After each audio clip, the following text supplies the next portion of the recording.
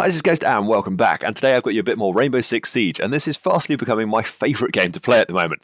And I just wanted to go through the finer points of this game, and I go through the good, the bad and the ugly points of this game. But starting out, I want to apologise, there is no game audio. As I mentioned in my video the other day, I kind of screwed up, I didn't realise how the PlayStation worked, and haven't got any audio recordings on some of these clips. So you just have to listen to my lovely baritones instead. Now before I start, I just want to say these are my opinions, I do think this game is really good. So starting out with the good points of this game, it is so addictive, the game is so competitive, the actual game mechanics is a really great mechanic and it is so much fun to play. You're always trying to do better each time you pick up the game, and you being a bit more consistent is kind of my aim at the moment. Like some games I'll do epically well, or not epically well, but I'll do pretty well. Like this game with Sledge at the moment, I think the final score in this game was 12-5. That's a good game for me, and then 2 games later I'll be going 2-7, and it will infuriate me that I can't be that consistent. So I'm constantly trying to get better and better at this game, and slowly I'm learning all the little bits, the finer arts of playing this game, and I will eventually get to the point where I'm a little bit more competent, a bit more, hopefully a bit more consistent on this game. On top of this, the game is incredibly well balanced. There are very few operators that aren't highly competitive, and there are very few weapons that are rubbish. Actually, I can't think of a single weapon that's not particularly usable. This is primarily down to the fact that every single weapon in the game can one-shot kill you with a headshot, meaning that it's quite a lot easier to balance out weapons, and you don't necessarily have overpowered weapons. As I said, 90% of the operators are incredibly viable, and you can have a great time with every single one of them in the game. Along with this game being really well balanced and very competitive to play, it's not samey. I was really expecting, because your maps aren't that varied and the bomb sites you kind of pick the same ones every time, there's still a lot of variance to the way you enter into each of the rooms, and you don't just necessarily have to use the same approach each time. You can do a different thing every time, and you really should do a different thing every time. If you do the same attack route every single time and you sit in the same defending spot each time, you will just get caught out and die all the time, because people will adapt to you, and you have to keep adapting to the situation. And I think that makes this game so fresh and really enjoyable, and it's never the same thing over and over again, although you're playing a very similar game mode each time. Now moving on to the negative points, and unfortunately there are a couple of them. Now, although I said the operator balance is pretty spot on and everyone is very competitive, there are a few that aren't. Now this almost seems blasphemous to say, but the Lord Tachanka is not one of those viable characters. Now the reason he's not is he's too static. This may sound a stupid thing to say, but when you are so static within a game, it makes it very, very difficult to try and defend a specific area. When you're defending an area, you want to be in that area, so being stuck behind an 800 health shield for your head seems like a brilliant idea.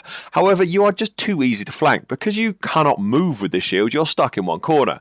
And pretty much every wall in the game is destroyable, and you can shoot through the floors and the roof, and there are grenades and twitch drones and everything else that can take advantage of you if you're too static. And this is the problem that Tachanka has. He is too static within the game. And I don't think there's really any particular fix for him. I love the idea of him, I just don't think he's particularly viable, and he doesn't really work within the sort of mechanics of the game.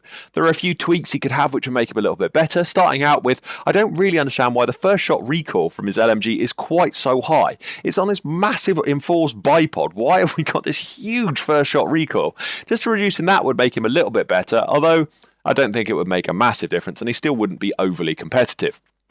However, he is still a lot of fun to play in casual, and I actually nearly managed to get an ace with his turret. If it wasn't for Warner stealing one of my downed enemies, I would have had an ace with the Lord, although it would only have been on casual. I think he's just much more of a casual sort of style of character than he is a competitive one. Doesn't mean he's not fun to play every now and again, and he can work, and you can get some really dirty kills with him because you're so strong in that sort of static point, and if they don't realise you're set up in that particular area, you can do well. It's just not very consistent, and that's the main problem. You can't consistently beat him. Can't consistently beat people with him. Now, next up is Blitz. Blitz is going to be getting a buff, which is going to change one of these massive issues with the character, which is his head box hit size.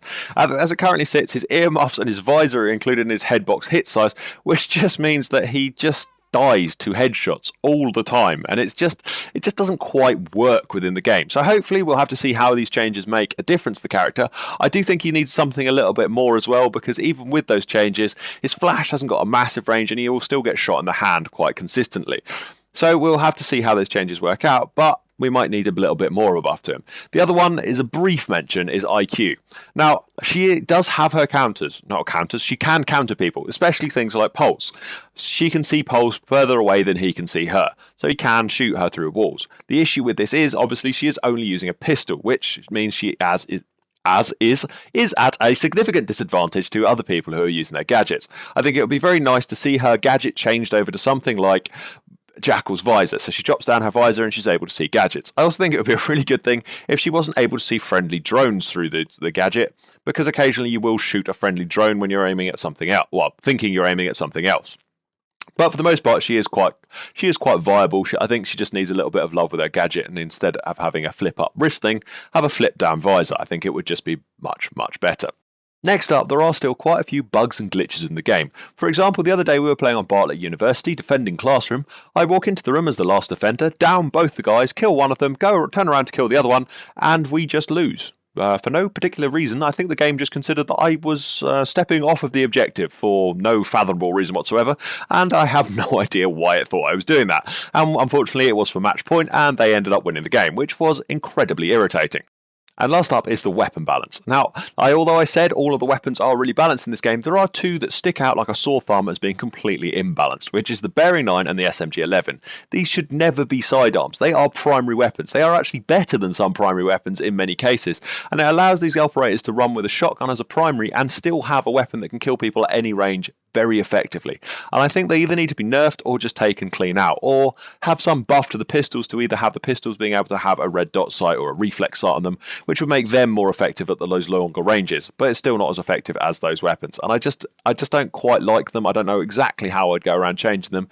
I think the best way would just be take it out so everyone just has a pistol secondary, or in the cases of Jackal and Mirror, you can have that shotgun, but that shotgun is pretty darn useless. You have to be within tickling range to actually do anything, and if you're beyond that, you just tickle them. And I think that would be a great change to the game. Now moving on to the ugly points. Unfortunately, there are only a couple of them. Starting out with the hit detection. It's just bad at the moment. I'm not sure what they did to it in the last patch, but it just seems to be very janky. Sometimes it's brilliant, sometimes it's terrible. Hopefully they are able to fix this with the upcoming patch to the game, and it should all be golden again. Now, the other point, which is rather a large one, is there is way too much stuff on the client side and not on servers. For a primary example of this is client-side destruction. So on one person's screen something can be destroyed, on the other person's it's not. A good example of this is on Oregon. If you walk in the main entrance and take a left, you go into Classroom, there's a stack of chairs. One player can walk in, smash the bottom of the chair out, climb underneath it and hide there. The next player from the opposition team can walk in, the chairs look complete and you'd never know they're there. The person under the chairs can still shoot you and you would have no idea that they're there unless you're using Glaz's thermal scope. Now at the time this made a lot of sense because Ubisoft didn't know whether this game was going to be successful or not. They didn't want to spend a massive amount of money on the servers only to find out that the game crashed and burned and no one played it. However, now we know the game is pretty darn popular and a lot of people play it. So I think Ubisoft should go back and spend a little bit of money on their servers and it would solve issues like this. It would also reduce ping abuse, which is an incredibly irritating thing where a player's model and their player's hitbox are in two different places, and it just ruins the experience a little bit. Now, all that said, I think this game is really good. If you haven't picked it up already, I'd highly recommend it. You can have an awful lot of fun on this game, and it is highly addictive. Anyway, guys, I hope you enjoyed this video. Thank you very much for watching, and I shall see you next time. Goodbye for now.